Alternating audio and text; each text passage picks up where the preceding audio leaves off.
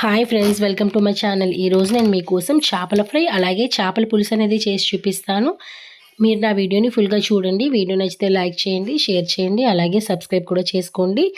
So చూసారు కదా, నేను చేప ముక్కలు ఈ విధంగా వాష్ చేసుకొని ఒక పక్కన పెట్టుకున్నాను. ఇందులోనికి నేను ఉప్పు కారం అనేది పట్టేలా నేను చేప ముక్కలకి మొత్తం రాసేసానండి. ఇలా రాయడం వల్ల మనకి చేప ముక్క అనేది మనకి ఫ్రై అయినప్పుడు దాని టేస్ట్ అనేది చాలా బాగుంటుంది.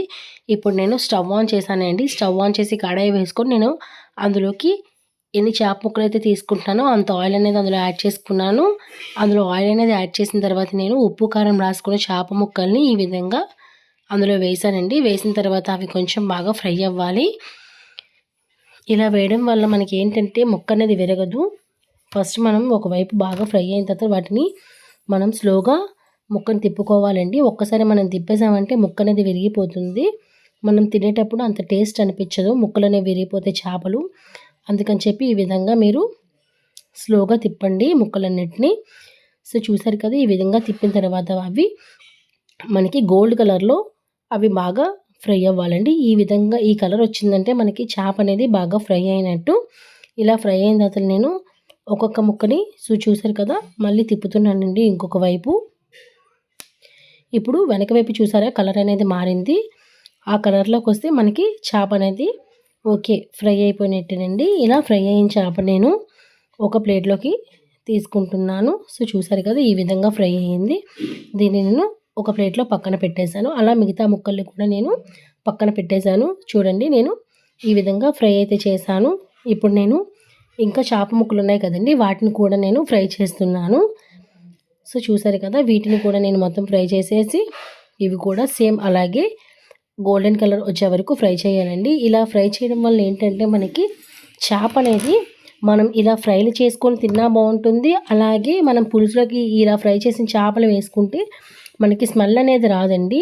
స్మెల్ రాకపోతే మనం చేపలు తిన్నప్పుడు మనకి బాగా అనిపిస్తుంది. అది చిన్నపిల్లలకి కొంచెం చాలామందికి ఏంటంటే ఆ స్మెల్ అనేది పడదు. సో అందుకని చిన్నపిల్లలు అవాయిడ్ చేస్తూ ఉంటారు కదా, అలా కాకుండా మనం వాళ్ళకి ఇష్టంగా తినాలంటే ఈ విధంగా మీరు చేసుకోండి. ఇప్పుడు నేను పులుసులోకి ఇప్పుడు చూసారు కదా, ఉల్లిపాయ ముక్కలు, అల్లం వెల్లుల్లి కూడా యాడ్ చేసేసాను. అందులో సాల్ట్ కూడా యాడ్ చేసి ఉల్లిపాయ పేస్ట్ అనేది చేశాను. వాటిని నేను ఎందులో అయితే నేను చేపల్ని ఫ్రై చేశానో అందులోకి నేను ఆనియన్ పేస్ట్ని కూడా యాడ్ చేసేసి దాన్ని ఫ్రై చేస్తున్నానండి. ఇలా మొత్తం చూసారు కదా, ఈ విధంగా కలుపుతున్నాను. కలిపిన తర్వాత నేను ఇందులోకి తగినంత కారం కూడా యాడ్ చేస్తున్నానండి. సో చూసారు కదా, ఈ విధంగా నేను 2 టేబుల్ స్పూన్స్ కారం అనేది యాడ్ చేశాను. కారం కూడా యాడ్ చేసిన తర్వాత దీన్ని డీప్గా ఫ్రై చేస్తున్నానండి. నేను ఈ లోపు నేను ఏం చేస్తానంటే చింతపండు పులుసు అనేది తీసుకోవాలి కాబట్టి ఇలా చింతపండు పుల్లకి నేను నానబెట్టానండి చింతపండుని. అది కొంచెంసేపు నానుతూ ఉంటుంది. ఈ లోపు ఇది ఫ్రై చేస్తున్నాను నేను. ఇలా చూసారు కదా, నాకు ఫ్రై అనేది అయిపోయింది. అయిపోయిన తర్వాత నేను ఇందాక ఫ్రై చేసుకున్నాను కదా చేప ముక్కల్ని నేను ఇందులోకి యాడ్ చేస్తున్నాను. విరగకుండా ఒక్కొక్క ముక్క యాడ్ చేయండి, ఒక్కసారి వేసేయొద్దు, ముక్క అనేది విరిగిపోతుంది. ఇలా విరగకుండా ఒక్కొక్క ముక్కని మీరు యాడ్ చేస్తూ వెళ్ళండి. ఈ విధంగా మొత్తం చేపలన్నింటినీ మనం వేసేసిన తర్వాత మనం చింతపండు అనేది నానబెట్టుకుని ఉంచుకున్నాం కదా, దాని పుల్ల అనేది తీసేయండి. ఇలా చింతపండు పుల్లంతా తీసేసిన తర్వాత ఆ చింతపండు పుల్లని మనం ఈ ఫ్రై చేసిన అలాగే ఆ చేపల్లోకి మనం యాడ్ చేసుకోవాలి. సో చూసారు కదా, నేను ఈ విధంగా ఎంత పుల్ల అయితే సరిపోతుందో అంత పుల్లని నేను ప్రిపేర్ చేసుకున్నాను. దాన్ని అందులోకి యాడ్ చేసేసాను. ఇప్పుడు మీరు స్లోగా ముక్క అనేది విరగకుండా నీట్గా కలపండి. సో చూసారు కదా, ఈ విధంగా మనం ముక్క అనేది విరగకుండా స్లోగా కలుపుతూ వెళ్ళాలి. ఈ విధంగా మొత్తం కలిపేసాను. కలిపేసిన తర్వాత నేను ఇప్పుడు ఇందులోకి లైట్గా కొత్తిమీర అనేది తీసుకుంటున్నానండి. సో చూసారు కదా, మనకి పులుసు అనేది ఈ విధంగా వస్తుంది.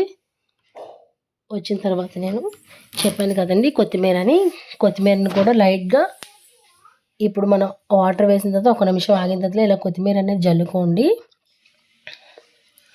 ఈ విధంగా కొత్తిమీర అనేది జల్లుకుంటే టేస్ట్ అనేది చాలా బాగుంటుంది.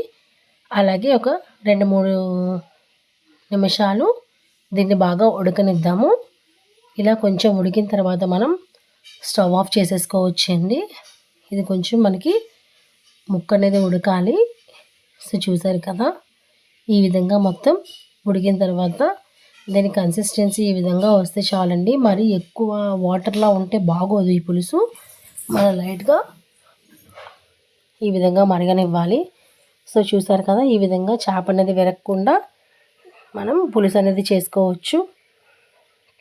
చూసారా, ముక్క అనేది ఈ విధంగా ఉంటుందండి. మనకి వాటర్ అనేది ఈ కన్సిస్టెన్సీలో ఉన్నప్పుడు మీరు స్టవ్ ఆఫ్ చేసేసుకోండి. అలాగే మీరు నా వీడియోని లైక్ చేయండి, షేర్ చేయండి, అలాగే సబ్స్క్రైబ్ చేసుకోండి. మనం వేడివేడి అన్నంలో ఇలా